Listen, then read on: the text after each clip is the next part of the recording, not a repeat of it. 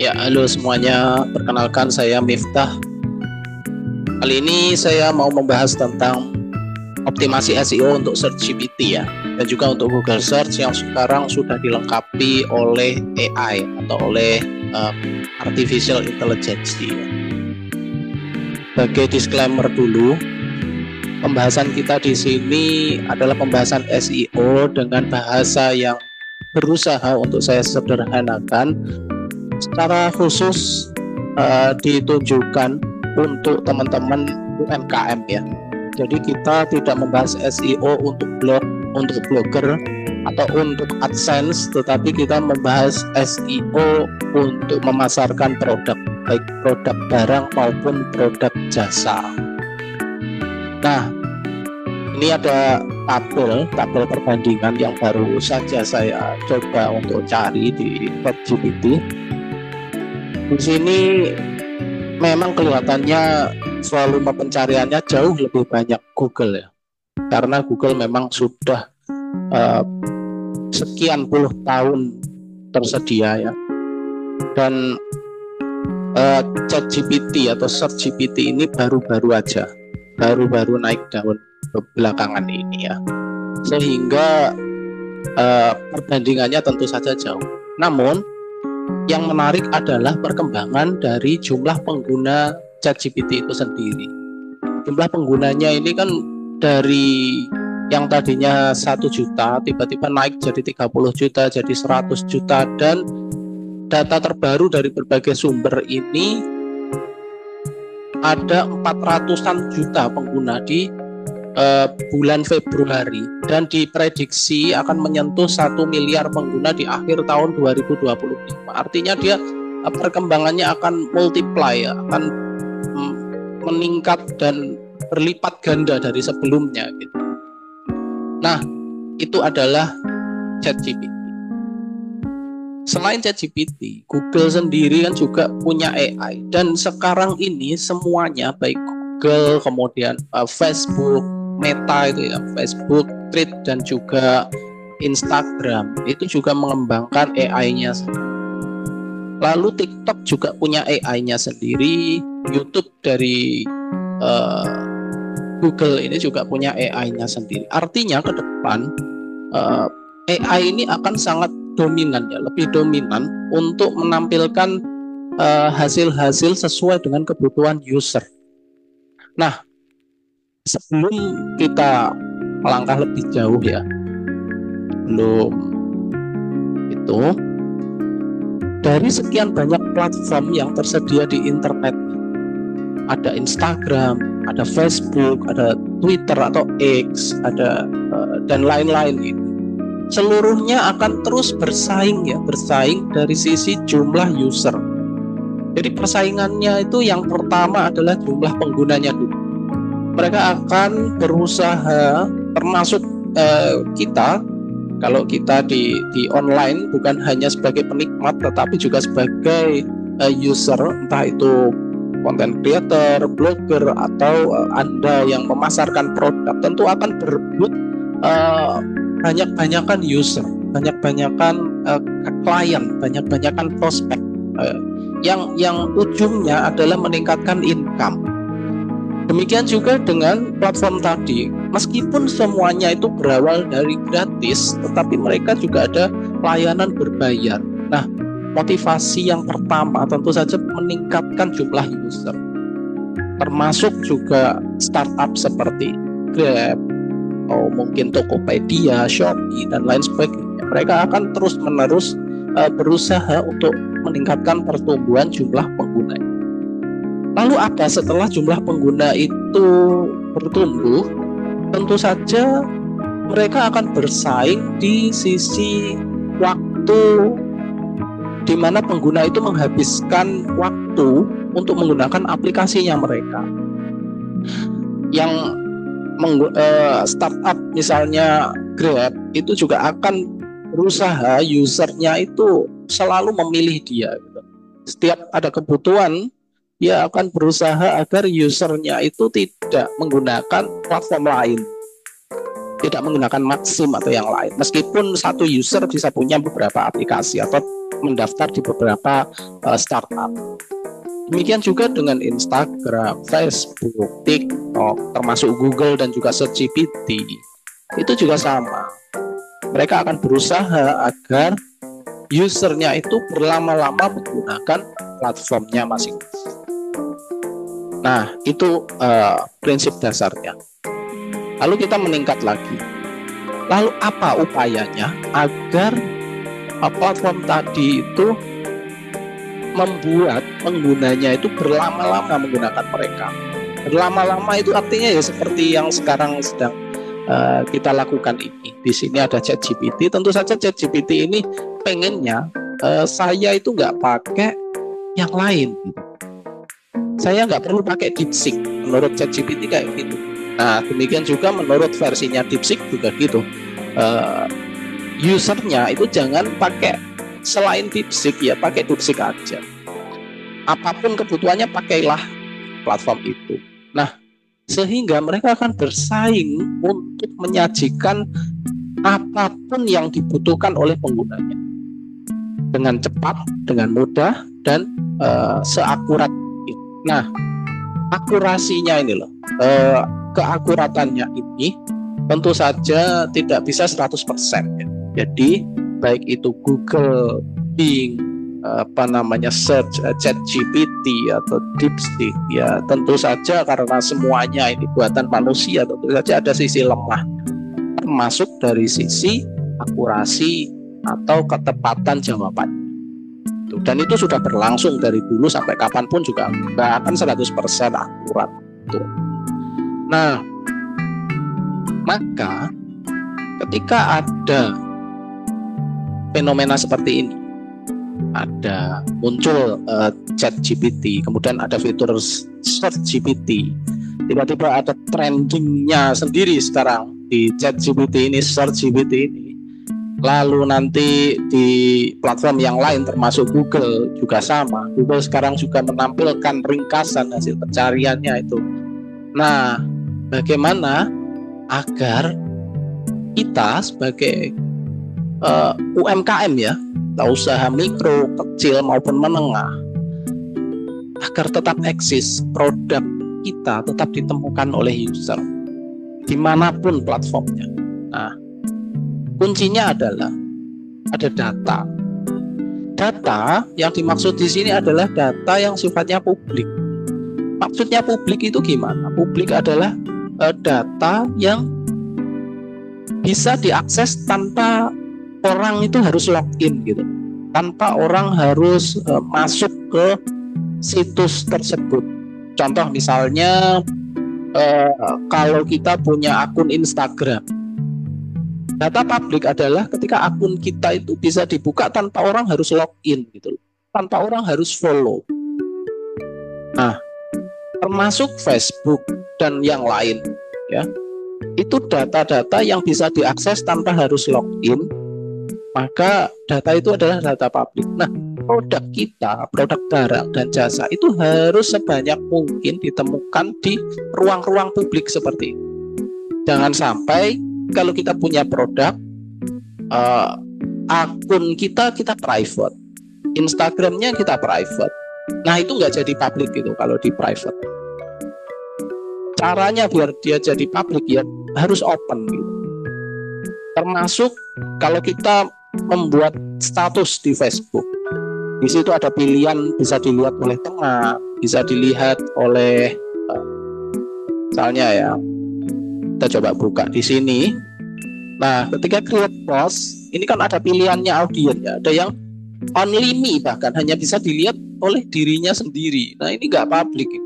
Friends ini semi publik, tetapi masih belum. Ketika nggak login, apalagi nggak berteman ya nggak bisa dilihat. Nah, yang bisa dilihat adalah yang anyone, yang publik. On or off Facebook harus bisa melihat status kita, harus bisa melihat publikasi dari bisnis kita. Nah, data-data yang sifatnya publik inilah yang dihimpun oleh mesin-mesin AI dari berbagai macam sumber, termasuk di Google Maps, termasuk di Maps-nya yang lain ya, seperti Facebook ini juga punya map sendiri, ya. Facebook punya map sendiri, Instagram dan Facebook itu kan satu perusahaan ya, dan mereka punya map sendiri ya. Kita coba deh Instagram, kita buka. Ini contoh ya, misalnya contoh di Instagram. Kita membutuhkan produk, misalnya orang mencari jasa percetakan ya, percetakan Jakarta gitu. Nah, percetakan Jakarta gitu. Ini kalau di mobile, di HP, tampilan yang ada di HP, di aplikasi itu ada pilihan ya. Coba kita buka yang versi mobile. Kalau di sini nggak bisa ya.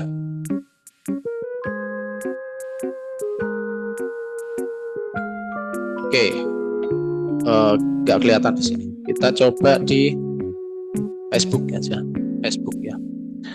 Oke, misalnya ini percetakan. Nah, di sini muncul ya, percetakan label baju di Kudus, di Bali gitu ya. Misalnya ini kita klik gitu ya. Nah, di sini ada pilihan place, ya, places. Apa ini maksudnya? Ya, places ini ya tempat. Artinya mereka punya data tempat yang menunjukkan bahwa mereka menghimpun lokasi-lokasi di alamat bisnis-bisnis di alamat-alamat yang sudah dimasukkan ke dalam database-nya. Artinya gini, mereka punya map sendiri, mereka punya peta sendiri. Nah, buktinya adalah ada fitur check-in, fitur untuk singgah, fitur untuk check-in. Ketika membuat sebuah status, kita bisa melakukan check-in ya, namanya singgah. Nah, ini singgah ini bukan di maps-nya yang lain loh, bukan di maps-nya Google, tetapi di maps-nya sendiri. Misalnya, nah ini yang muncul di sini ini bukan maps-nya Google, tetapi ini adalah maps-nya si Facebook. Ya, kayak gini. Nah, ini petanya Facebook, bukan petanya miliknya Google Maps. Ya. Nah, bisnis kita harus bisa muncul di sini. Contohnya misalnya ini tadi ya.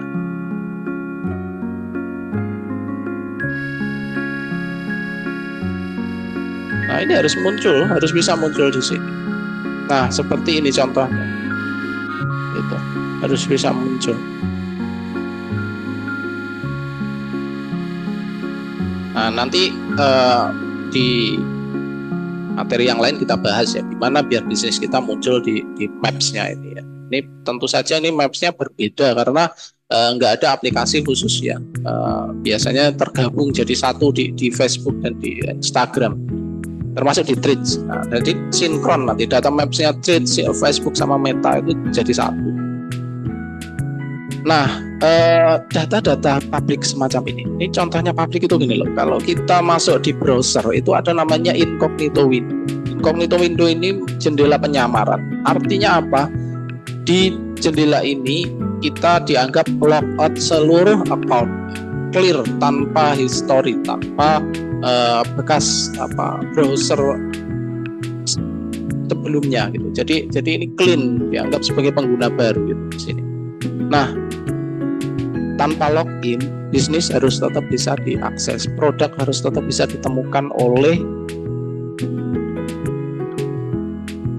calon konsumen, termasuk di Google seperti ini. Nah, ini harus tetap bisa dibuka. Nah, seperti ini ya, harus tetap bisa dibuka oleh user, oleh calon klien. Kalau nggak bisa dibuka, maka mesin AI juga akan kesulitan untuk menghimpun data. Nah, data-data publik inilah istilahnya adalah big data analysis yang yang digunakan oleh AI, baik AI-nya Google maupun AI-nya ChatGPT untuk uh, diproses lebih lanjut dan ditampilkan ketika ada yang membutuhkan gitu ya. Seperti itu. Oke, kita kembali lagi ke sini. Ke namanya Search GPT. Jadi Search GPT ini sederhananya ya Chat GPT yang ada tombol telusuri webnya. Kalau nggak diaktifkan, maka data yang digunakan di sini itu data yang sudah diajarkan ke Chat GPT. Tetapi kalau kita aktifkan ini, maka si Chat GPT ini akan mengambil data real time, ya data sekarang, dan ditampilkan biasanya berikut dengan linknya. Nah, termasuk ini sudah muncul namanya trending topic. Trending ini muncul karena ya begitu banyak orang mencari dengan kata kunci ini di Search GPT. Gitu. Trendingnya ini tentu berbeda dengan trendingnya di Google. Ini history dari saya ya. Kalau melihat trendingnya di Google, nah ini seperti ini. Nah, ini kan yang baru-baru ini dicari di Google. Nah, ini yang baru-baru ini dicari di Search GPT. Lalu bagaimana kalau orang itu mencari produk kita di Search GPT? Nah, mau itu Chat GPT, mau itu Google, mau itu Instagram, termasuk YouTube dan juga Facebook, semuanya ada tombol search-nya. Semuanya ada kolom ini. Nah, kolom pencarian. Di kolom pencarian ini tentu ada namanya algoritma. Ada perhitungannya masing-masing mesin itu untuk menampilkan atau meranking hasil pencarian penggunanya gitu. Jadi di setiap aplikasi atau platform yang memiliki tombol search atau tombol pencarian itu ada SEO di dalam, ada optimasi mesin pencari di dalam. Karena ini mesin pencari gitu. Ini juga mesin pencari dan bisa dioptimasi atau bisa dimanfaatkan ya, bisa dimanfaatkan. Nah, kebiasaan pengguna tentu mirip-mirip ya. Orang kalau lagi nyari misalnya tadi jasa percetakan di Jakarta, ya di Google dia akan ngetik itu. Kalaupun nanti suatu saat orang berpindah ke Search GPT, ya yang diketik, yang muncul di kepala orang-orang yang membutuhkan jasa percetakan di Jakarta, ya itu aja gitu. Artinya kata kunci yang diketik di Google, kata kunci yang diketik calon konsumen di Search GPT itu mirip-mirip gitu. Sehingga kita bisa melakukan perbandingan misalnya gini. Percetakan di Jakarta. Nah, ini yang diketik orang-orang. Kalau kita, nah seperti ini. Kalau kita ambil awalannya, mereka ngetik apa sih? Nah, ini yang diketik PT, pusat, daerah, pabrik, tempat. Nah, begini ya. Termasuk info tentang gaji dan juga tentang nama, tentang tempat PKL, percetakan di Jakarta. Ini dicari orang. Nah, demikian juga kalau ini nanti berpindah ke Search GPT, ya sama. Orang akan nyari dengan kata kunci ini juga gitu. Cuman Google sudah lebih dulu punya database-nya karena puluhan tahun dia lebih dulu hadir ketimbang Search GPT. Dan data-data pencarian ya semacam ini juga sudah ada di Facebook, sudah ada di Instagram, sudah ada di TikTok juga, ya, sama. Nah, lalu PR kita adalah gimana biar produk kita ketika diketik sama orang di kolom pencarian, ya, kolom pencarian itu nggak cuma Google ya, kolom pencarian tadi ada search-nya itu muncul, gitu. Kayak gini misalnya.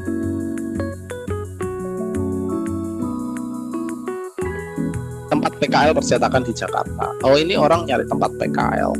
Nah, direkomendasikan ini, ada benefitnya dan lain sebagainya. berbeda dengan pusat percetakan.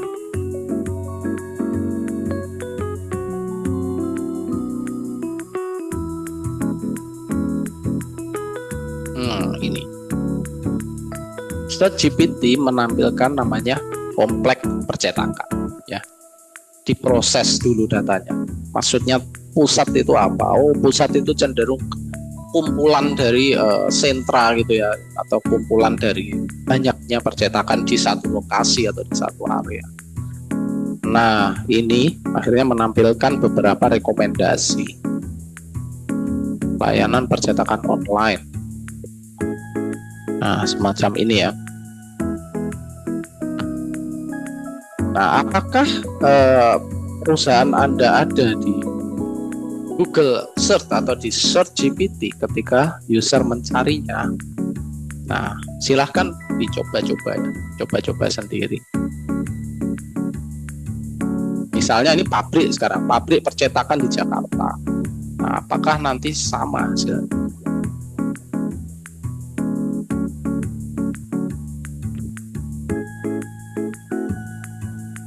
Berbeda kan? Cenderung diberi yang sudah punya PT gitu ya. Nah, karena PT ini identik dengan pabrik gitu. Dan seterusnya ya. Nah, ini nggak cuma berlaku untuk Jakarta, tapi juga untuk seluruh wilayah di Indonesia. Terutama wilayah-wilayah yang memang ya sekarang persebaran jumlah pengguna internet kan sudah cukup merata di Indonesia. Jadi ya kalau bisnis Anda di daerah tidak tampil ya, akan sangat disayangkan sekali gitu. Misalnya kayak di Nganjuk ini. Nah ini kan ini data yang dihimpun oleh Google Maps ya, disajikan di sini, Google Business namanya. Namun mereka menyajikan Instagram, bukan website. Nah, kenapa Instagram disajikan di sini? Ya karena ini publik gitu loh. Nggak usah login bisa dibuka. Nggak usah login bisa diakses. Nah, seperti itu. Jadi yang paling penting itu harus publik dulu. Bisnisnya harus publik dulu, lalu baru disebar ke berbagai macam platform ya. Itu.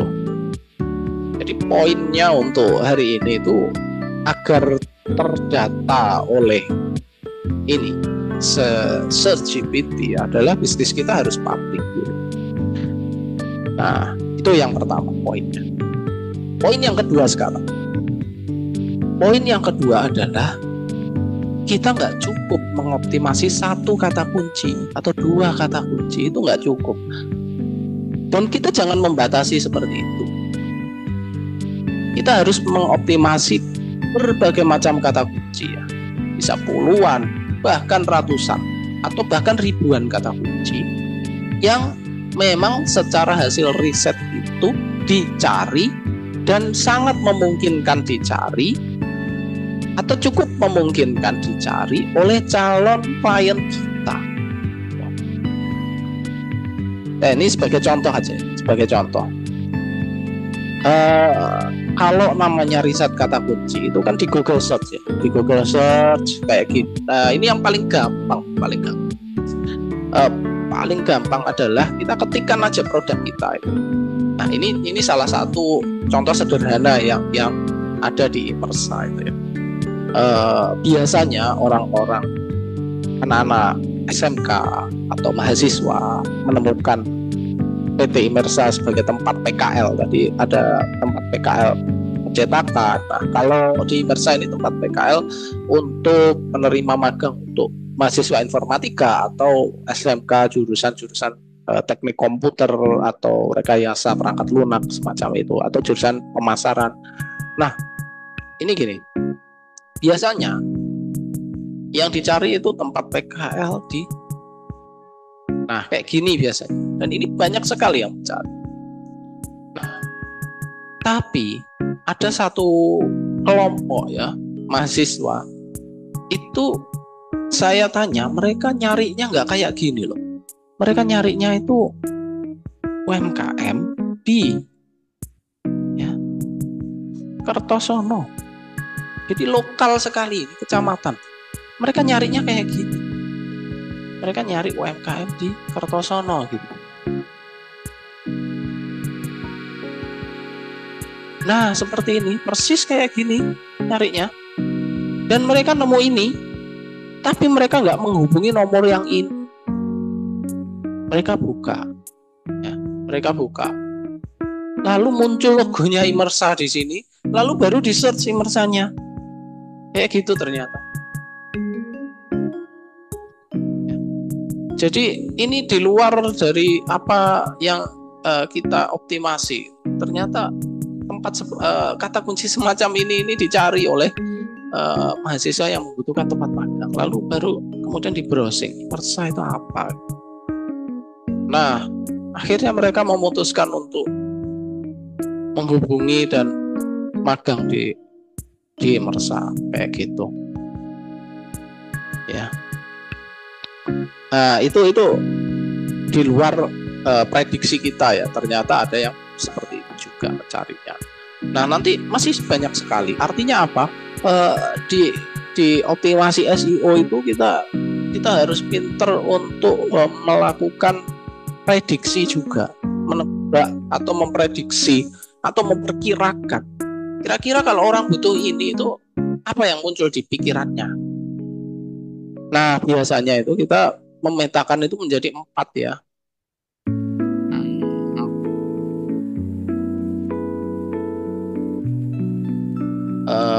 Yang pertama adalah namanya padanan kata. Padanan kata ini ya sama aja kayak sinonim. Maaf.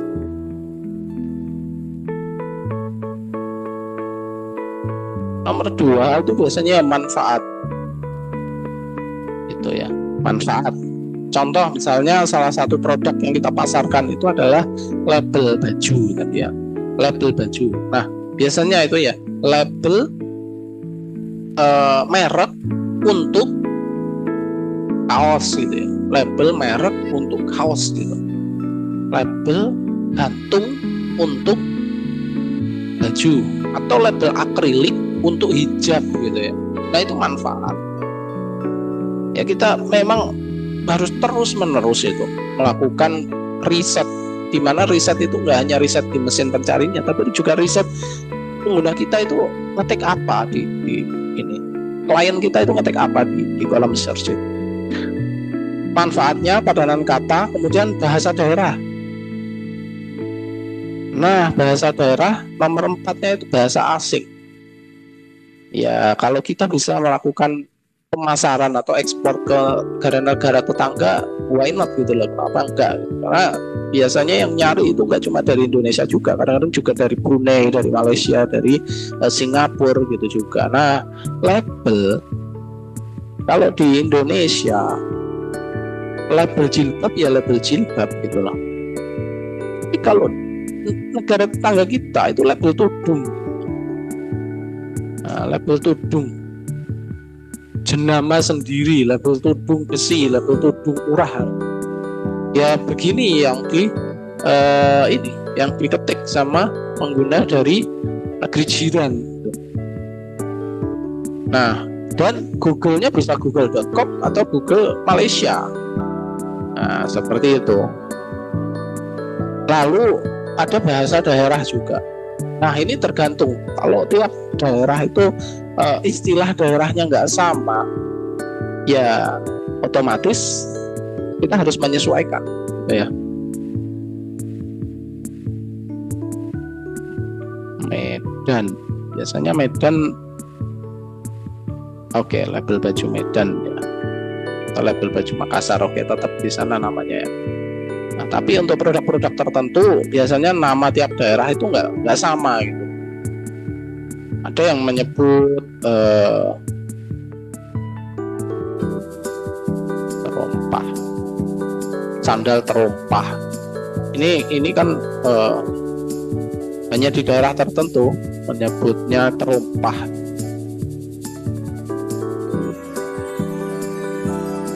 Nah, dan masih banyak ternyata yang mencari dengan kata kunci itu ya. Dan nanti bisa dikembangkan sendiri untuk bahasa ini. Tapi poinnya biasanya kita pakai setidaknya ada ini sebagai acuan gitu ya untuk melakukan kata kunci tadi, riset kata kunci tadi. Nah, kalau kita udah banyak kata kunci yang dikumpulkan, nah baru nanti kita posting itu di berbagai media publik tadi seperti itu. Tentu saja nggak cukup ya waktunya atau kesempatannya kalau sekarang harus kita coba semuanya. Nanti kita bahas bagian demi bagian untuk studi kasus gitu. Nah, sebagai ini ya, mungkin contoh aja. Ini contoh yang saya optimasi gitu. Saya optimasi label baju tadi. Kalau sudah mengumpulkan banyak kata kunci, kita harus melakukan dominasi ya. Dominasi itu apa? Dominasi itu contohnya kayak gini. Label baju ya. Misal, oke, di sini muncul kota yang besar ya. Kita mulai dari kota kecil dulu lah. Kota kecil misalnya Nganjuk. Oke, kita mulai dari Nganjuk. Di sini maps-nya ini ya, ini lokasi bisnis kita. Kemudian situsnya ini 1, 2, 3 ini punya kita. Lalu ada lagi 4 ini LinkedIn ini. Lalu 5, 6, nah ini punya kita.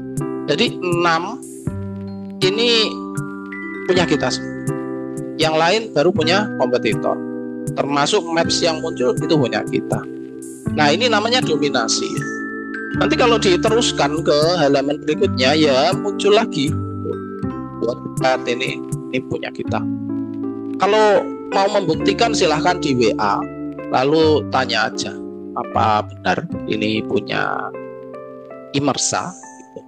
Nah, nanti pasti dijawab. Ini punya kita, ini juga punya kita, ini punya kita lagi, ini punya kita, dan juga ini punya kita.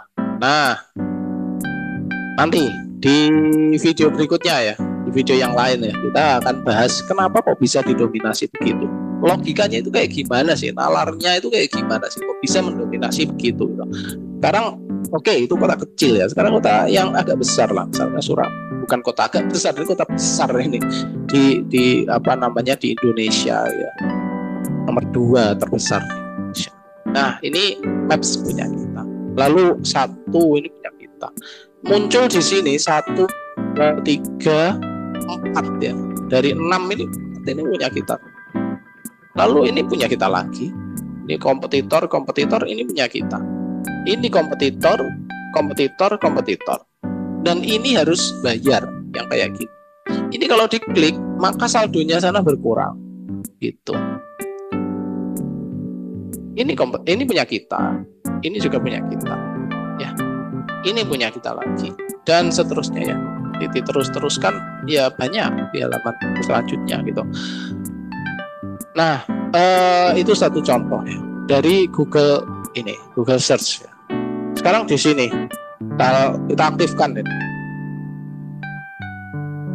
label baju Nganjuk, kan sama hasilnya.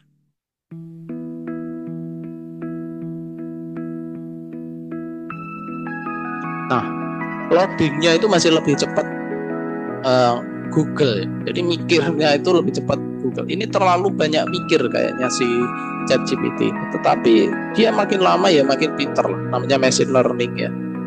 Ini punya kita, ini kompetitor, ini punya kita, ini punya kita, ini punya kita. Jadi dari sekian ini cuma 1 yang punya orang lain, kayak gitu ya. Nah, itu satu contoh aja lah. Yang lain masih banyak. Nanti kita sambung aja di video berikutnya ya. Gimana sih logikanya kok bisa mendominasi seperti ini? apa yang harus kita lakukan, apa yang harus teman-teman lakukan uh, untuk bisa menampilkan bisnisnya di hasil pencarian AI seperti ChatGPT ini, dan tampilnya nggak cuma satu, tapi bisa banyak gitu loh, bisa mendominasi. Dan nanti apa efeknya ketika kita bisa mendominasi hasil pencarian? Salah satunya adalah kalau kita punya tim admin atau CS jumlah 5, kadang-kadang satu customer itu ya, satu klien itu pengen banding-bandingin harga. Mereka menghubungi nomor A, tanya gitu ya, nah, untuk label ini berapa harganya? Nah, kita sendiri kalau beli online kadang-kadang juga banding-bandingin harga, bukan kadang, mungkin sering atau selalu. Nah, nanti nomor yang lain juga dicat dengan pertanyaan yang hampir sama. Nomor yang ketiga, keempat juga bisa dicat begitu. Jadi mau masuk ke toko A atau toko B atau toko C atau toko D, semuanya itu tokonya kita gitu. Nanti tinggal deal yang mana, seperti itu. Jadi mau beli di toko A, B, C, D, belinya sebenarnya tetap ke kita juga. Nah, jadi seperti itu. Kamu lagi gitu ya, bukan oleh calon konsumen atau calon klien. Nah, itulah gunanya dominasi mesin pencari. Seperti itu. Tapi meskipun belum bisa mendominasi, setidaknya jangan sampai bisnis Anda tidak muncul di search engine yang sudah makin cerdas seperti ini. Tapi meskipun dibilang cerdas, artificial intelligence, ya tetap saja artificial. Namanya artificial ya buatan, nggak akan sama dengan kecerdasan yang bukan artificial. Seperti itu. Kecuali kalau kita memang berhenti belajar gitu ya. Kalau berhenti belajar ya sudah. Tapi kalau kita terus berpikir, nah, tentu nanti akan bisa memahami. Kalau yang artificial ini sebetulnya ya nggak pintar-pintar amat. Mereka hanya mesin yang memproses data sedemikian besar dengan kecepatan yang sangat tinggi. Itu aja. Oke, saya rasa sudah cukup panjang ya untuk pembahasan kita kali ini. Kita sambung di video berikutnya. Terima kasih. Selamat sampai ketemu di video berikutnya.